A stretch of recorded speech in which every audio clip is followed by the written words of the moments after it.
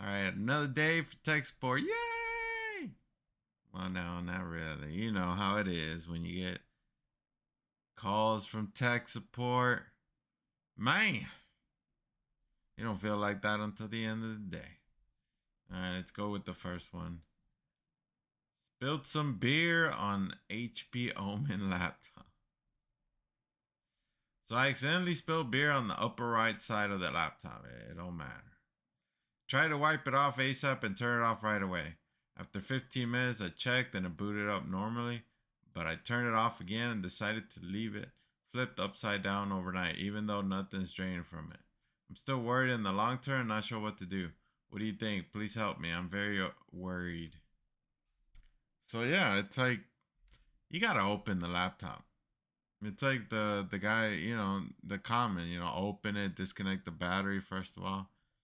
You're gonna have to open that laptop and see how far you can get in there and try to clean it off because yeah, that kind of stuff can ruin it after a while. So on that one, I would just pull up, a YouTube video of how to remove everything from it and go from there because if it was like on the top, hopefully you have one of those laptops that you can just unscrew and take the top off, then cool.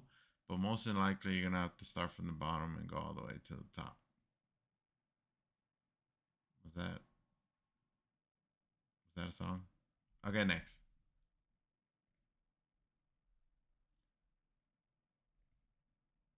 Let me see where we at. Does anyone know how to fix a numbers? I got a game Garden Warfare and I've been trying to play, but it keeps telling me error. I'm on Windows 11 on laptop. Copilot, come on. You have all the info. Like, this is not Google. Go search it. You're not that lazy. Like, put the name of the game and search the code online. Simple. See what it says. But I ain't gonna do it. I don't have that problem. You should do it. Go do some research. God damn. Screen freezing. Hi, my laptop seems to have gotten a problem whenever I turn off the screen while it's still running, be it after closing it to fall down or using function F6, the screen turn off button. Okay, so his screen turns off while it's on. Hmm. Usually the laptop works just as fine after turning the screen back on, but now I find that when I turn it back on, it freezes. The mouse and audio still continue to work just fine. However, so I can move my cursor as much as I want, hear whatever audio was playing as I turn the screen off. I turn it on and yeah, everything's frozen but the cursor and audio. That's weird. Let me read through all of this. It seems to freeze whatever I was doing as I found set problem when I was uploading two files to my Google Drive. Okay, there's a bunch of stuff going on.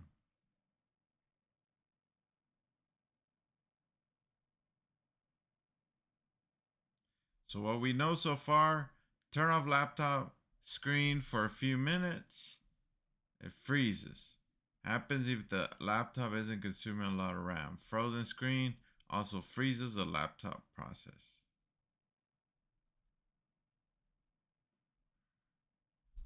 So when it's off, why would you?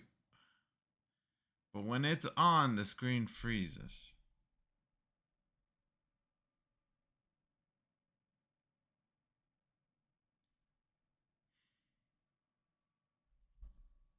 But it doesn't work sometimes.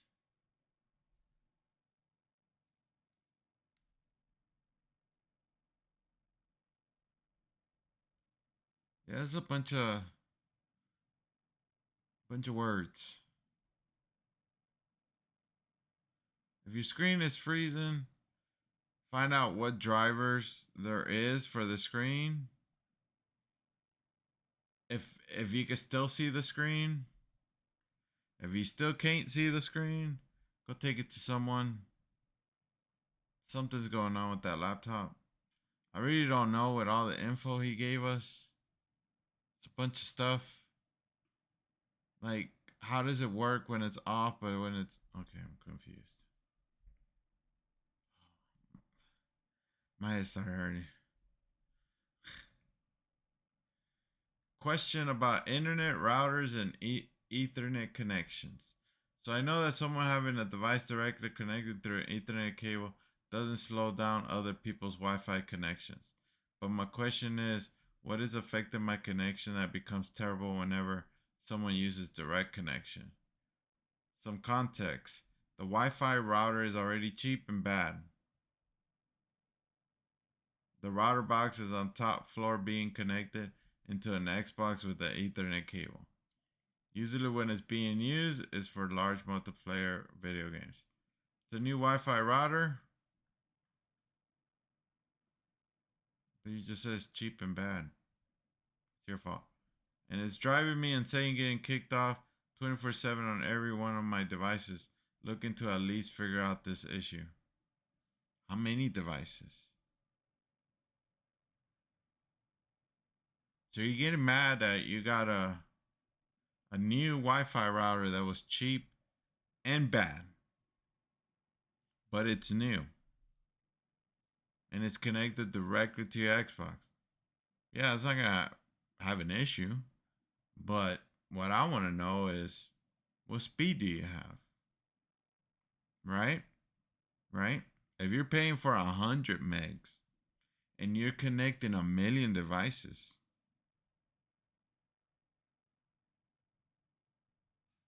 let's do the math. You better have a gig connection. Like, that's what I want to know. How many devices? What's the speed you're paying? Because the router being cheap and bad, yes. For Wi-Fi on a second floor, think about it. I get it. Sometimes you don't want to spend money on a router. But if you live in an apartment, okay, cool. It's a small room. But when you live in a 2-floor house, you can't cheap out. You just can't. Unless you buy that cheap Wi-Fi router and then go buy another expensive router. Like, do you see where I'm going with? Doesn't make sense. So first of all, 2 floors. You need a better router if you're going to connect to only that device on Wi-Fi. Unless you have a direct connection on the bottom floor. So then you can buy another router and connect that at the bottom floor. So you can have a mesh system that connects to Wi-Fi all over your house.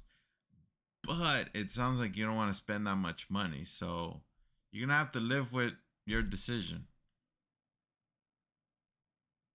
Go buy a better router if you want to connect to Wi-Fi on 2 floors. That'll fix your issue.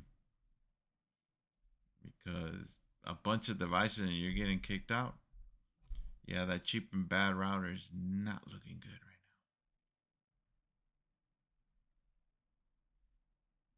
now. All right, next. We're getting there. Aurora R12 freezer. What the hell is an Aurora? My Lenovo Alienware R12 freezer. Okay, a laptop. I'm yet unable to figure out what the issue is. Sometimes it happens when I'm playing a game. Nothing crazy. Could be Minecraft or when my son plays. What's that? HO14. The screen freezes and the only thing I can do is restart the computer. This has been happening over a year, but seems to be happening more lately. Alright, so it's freezing. Something's bogging it down. So you make sure Windows 11 is up to date. My drivers are up to date. Still continues to happen. I've been wondering if it's a temp issue, as I've read can overheat. Okay, so what did you do to find the temps? All right, so you downloaded it, want to see what it could tell me. Think I could see the temps at the time of the crash. At the time of the crash today, and the CPU, GPU temps seem okay, but I see there's some Windows hardware errors, including PCIe bus errors. I did add a second M2MV hard drive to one of the PCI slots a few years ago. Okay, I think you answered your own question on that one. If the temps are good, sorry, I have to adjust. And you're seeing PCIe errors,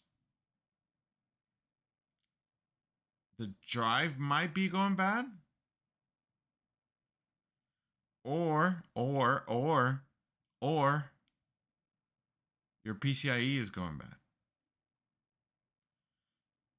So hopefully you don't have Windows on that extra drive and you can remove it so you can test out the computer, see if it does it again. But I'm guessing it won't because nothing is connected to it. That's gonna suck. I don't know what other way except for maybe connect that drive to another computer, see if it makes that issue. But if you can't, it could be the drive. But that's where we're at. The troubleshooting step is figure out, is it the PCIe or the drive? You don't know. I don't know. But it could be the drive. Could be.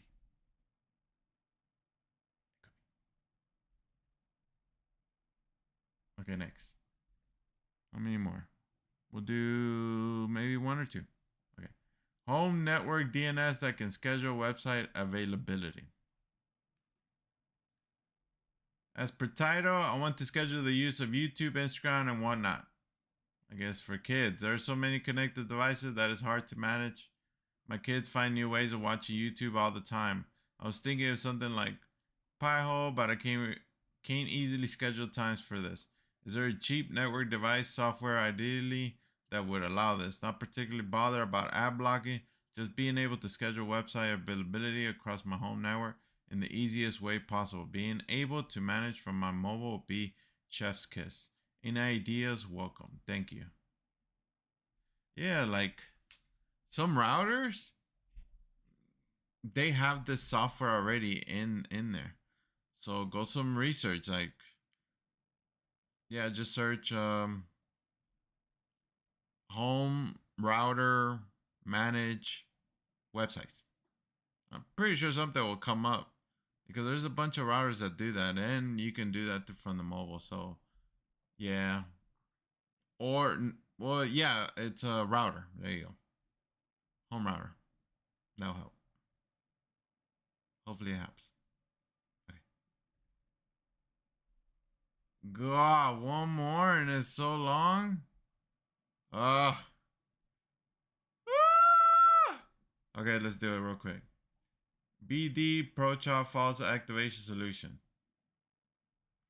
Hello, Reddit community. Today I was experiencing an issue with my old Xeon E5 1245V3 running 0.8 gigahertz. After spending around 4 hours investigating what was causing this, I found out that it was because of BD ProChop false what? Step by step, I tried fixing it. Updated BIOS to latest version, disable CPU thermal monitor, enable high performance mode, but none of it helped. I came with a solution. In the end, I has a look at the LGA socket pins and I found one of the pins was bent. Just a little, not even noticeable. Pushing it back to its original place fixed the issue. In my case, I decided to share my solution in case it may be helpful for someone sometimes. That's pretty cool of him.